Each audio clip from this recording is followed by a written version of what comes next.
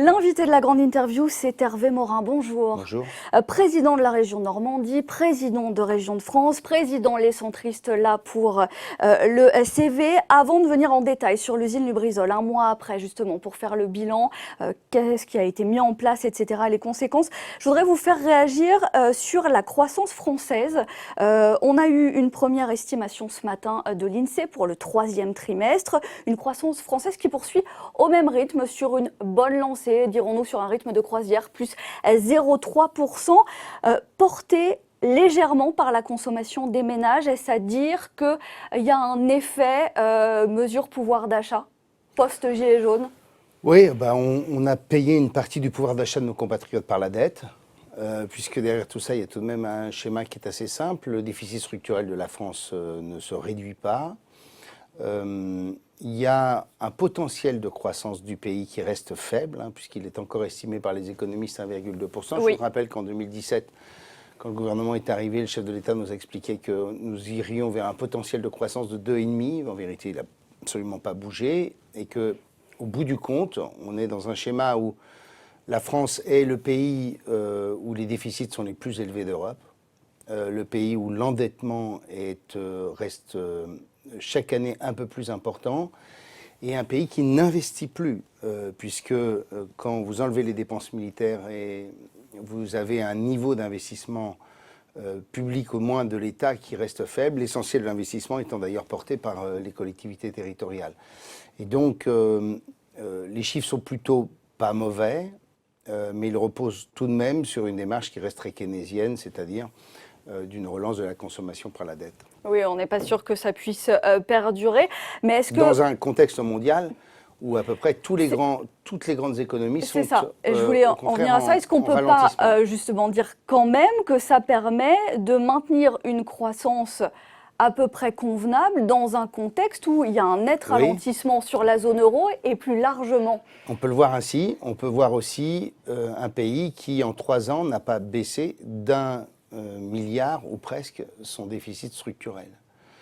Quand la plupart des pays sont en excédent primaire, la France fait partie des exceptions, c'est-à-dire continue à vivre au-dessus de ses moyens. C'est bien cela que cela veut dire. Donc finalement, on compare toujours avec le modèle allemand. Il n'y a pas que l'Allemagne. Là, par exemple, sur le fait qu'il y ait une croissance qui soit atone en Allemagne sur le 3e trimestre, mais on a choisi d'agir sur un déficit, d'avoir des excédents budgétaires, alors qu'on a pris un autre chemin du côté de la France. On perd cet équilibre. L'Allemagne a une capacité de réaction ou d'action beaucoup plus forte que nous, compte tenu des excédents budgétaires qui, depuis des années, s'accumulent.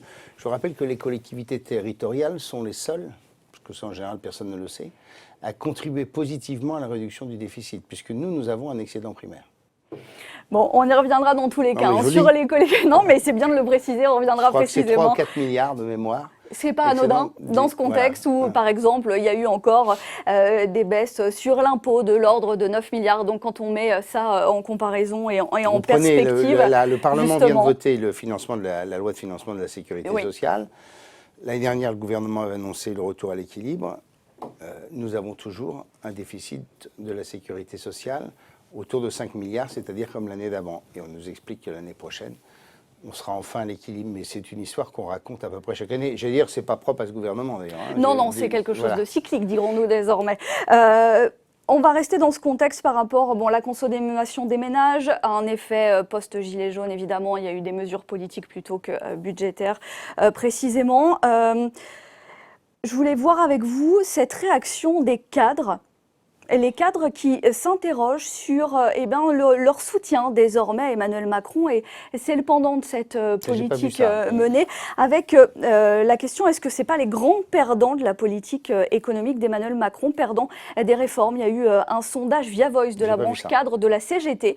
Eh bien, 54% des cadres interrogés estiment que la réforme de l'assurance chômage qui entre en vigueur ne leur permettra pas de maintenir leurs droits en la matière. Et attention aussi à la réforme des retraites. 73% des cadres interrogés ont une opinion négative de la réforme des retraites. De quoi s'inquiéter s'il y a une érosion du cœur de l'électorat d'Emmanuel Macron? Écoutez,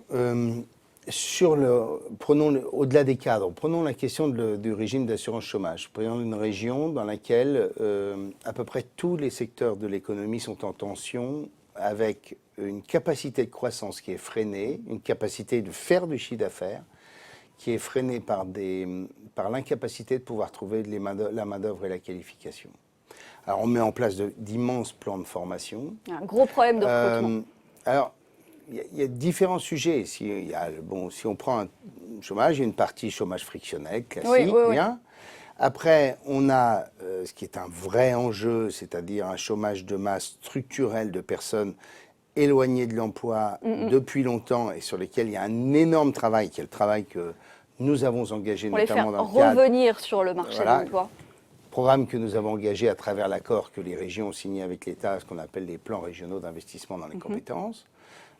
Et puis, troisième élément, il faut se le dire, il y a aussi il y a très clairement une partie de nos compatriotes qui jouent du système. Et je dois dire que je faisais partie de ceux qui demandaient au gouvernement de durcir les conditions. Quand nous ouvrons des formations avec des demandeurs d'emploi, avec des contrats de travail au bout, et que malheureusement nous découvrons 5 mois, 6 mois, 7 mois plus tard que 20-25% de ces personnes que nous avons formées avec un travail et qui au bout du compte reviennent à Pôle emploi, on peut tout de même un jour se poser des questions. Et il y a quand même un certain nombre de nos compatriotes qui jouent de l'opportunité que représente un régime d'assurance chômage qui est largement plus... On n'est pas dans un phénomène à la marge ? Oui, ça c'est ce qu'on nous raconte toujours. Moi ce que je vois, c'est que quand sur des formations de chauffeurs poids lourds, on a des taux de chute de 20-30%, alors qu'il y a des contrats de travail, lorsqu'on constate que toute une série de formations, on n'arrive pas à les ouvrir, aussi parce que, il faut le reconnaître, il y a un problème d'attractivité d'un certain nombre de métiers, de rémunération d'un certain nombre de métiers. Je pense par exemple à tous les métiers d'aide à la personne, il y a eu ce débat justement, il faut que ça soit, il y a un enjeu de revalorisation. Voilà. Bon, mais il y a tout de même une partie de nos compatriotes qui jouent avec le système, qui... alors, quel taux c'est toujours compliqué à dire.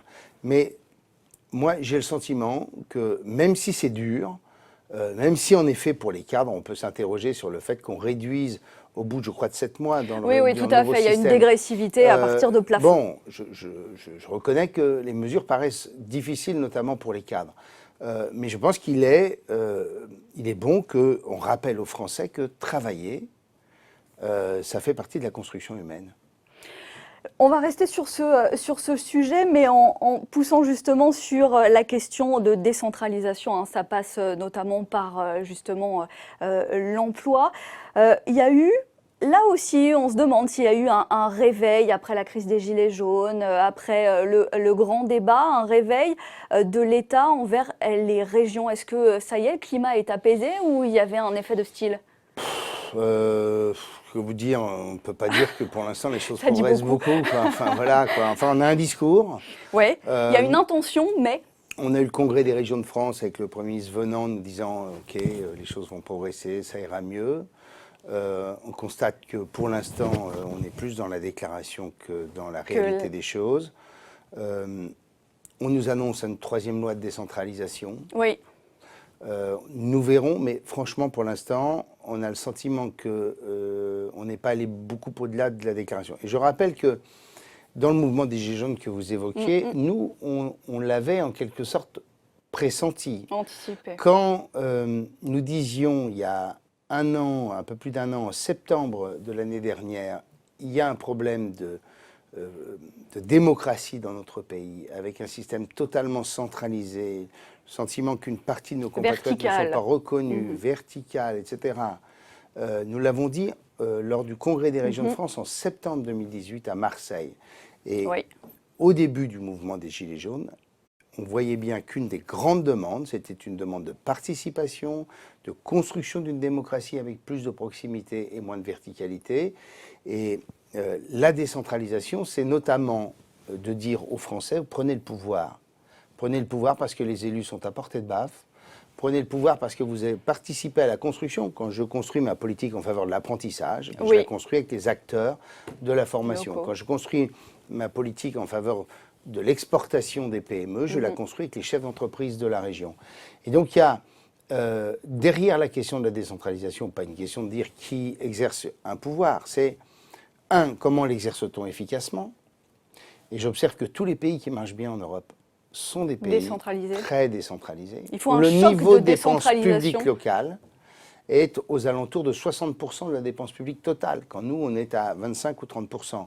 Et faire en sorte que notre dépense soit efficace parce que concentrée dans les mains d'un tel ou de tel autre. Nous, quand on prend l'environnement, grand enjeu du moment, l'État a créé des agences dans tous les sens qui sont en pilotage automatique total sur lesquelles personne n'a la main. Il y a encore des bouts de compétences qui sont dans les administrations de l'État. Donc au sein de l'État, vous avez déjà un joli maquis. Une partie des questions environnementales sont traitées par les départements et les régions. Un millefeuille de compétences. Et donc on voit bien que là-dessus, il faut qu'on simplifie les choses et qu'on se pose la question comment on le fait au mieux. Est-ce que vous pensez que la biodiversité peut être gérée à partir de bureaux à Paris? Quand moi je mène des actions en faveur de la biodiversité dans ma région, je le fais dans une relation de proximité. Quand je mène une politique pour préserver, prenons un exemple simple, l'abeille noire, qui est l'abeille locale, je le fais à travers la construction d'un programme que j'ai construit avec les apiculteurs et dans lesquels on peut bâtir des modèles qui puissent fonctionner parce que bâti sur une relation directe. Donc il y a des compétences qui doivent passer sous giron des régions, faire basculer des compétences, les gestions, les financements avec, on imagine. Oh, bien sûr. En matière d'emploi notamment, c'est un enjeu en matière d'emploi et de formation comme une arme pour faire baisser le chômage, on en parlait tout à l'heure, mais pour faire baisser le chômage concrètement, en fait, d'être au plus près de l'adéquation entre les offres et la formation. Oui, c'est un sujet clé. Il faut qu'on nous donne au moins la possibilité d'expérimenter l'idée que nous prenions la main sur ceux qui sont en relation directe avec les demandeurs d'emploi. Nous avons la quasi-totalité de la chaîne sur ce sujet-là, sur lequel on est un des acteurs. On est la région est l'acteur qui finance le développement des PME. Oui. La région s'occupe de formation des demandeurs d'emploi. La région gère les lycées. La région gère désormais l'orientation. Oui. Bien. Alors, on nous a enlevé l'apprentissage, qui est une grave erreur. Et on a cette question-là. Faire en sorte qu'à travers une GPEC bien menée, une gestion prévisionnelle des emplois et des compétences, on puisse bâtir des modèles de formation, d'aller chercher les demandeurs d'emploi, de bâtir des programmes par bassin d'emploi en fonction de problématiques, de mobilité, etc. Et ce que nous demandons, c'est un pilotage unique. On est dans un schéma où vous avez des dizaines d'acteurs, où personne ne peut dire c'est moi le patron du camion, quoi, en quelque sorte. C'est moi qui tiens le volant, quoi. Et c'est ça dont on a besoin. Et donc nous voulons l'expérimenter. L'Aquitaine, la Normandie, la région Centre-Val de Loire, par exemple, l'ont demandé. Alors, je voudrais, sur les quelques instants qui nous restent, venir avec vous sur, évidemment, le dossier Lubrizol, l'incendie de l'usine Lubrizol à Rouen. C'était il y a un mois. On en est où en termes de... Bon, encore des enquêtes en cours. On en est où du côté des indemnisations, notamment des producteurs? Quelles conséquences est-ce qu'on peut déjà chiffrer globalement l'impact? Il y a deux impacts majeurs. Le monde agricole. Oui. Trois, pardon. Le monde agricole, le monde du commerce et du tourisme. Et du tourisme, tout à fait. À Rouen. Et enfin, il y a le monde de l'économie et notamment des sous-traitants de Lubrizol, puisque Lubrizol était un acteur industriel important. Et donc, sur ces trois sujets-là, sur l'agriculture, la région a annoncé des avances à hauteur de 5 millions d'euros pour aider le monde agricole, en sachant que ça a été déclenché en amont plutôt que le fonds de solidarité.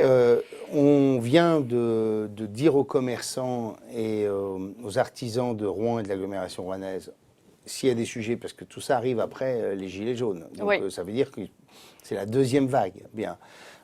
Donc là aussi, on mettra en place un dispositif. Mais sur tout ça, ce que nous disons, c'est que c'est Lubrizol ou les assurances qui doivent payer in fine, non pas le contribuable.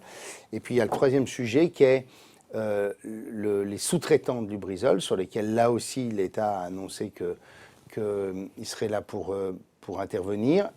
Et globalement, on a enfin un dernier sujet qui, lui, plus transversal, c'est retrouver un message positif pour Rouen, pour la métropole rouennaise, rebâtir un schéma d'attractivité, de rayonnement, et qu'on n'associe pas éternellement Rouen aux fumées que vous nous montriez il y a quelques instants. Oui, tout à fait.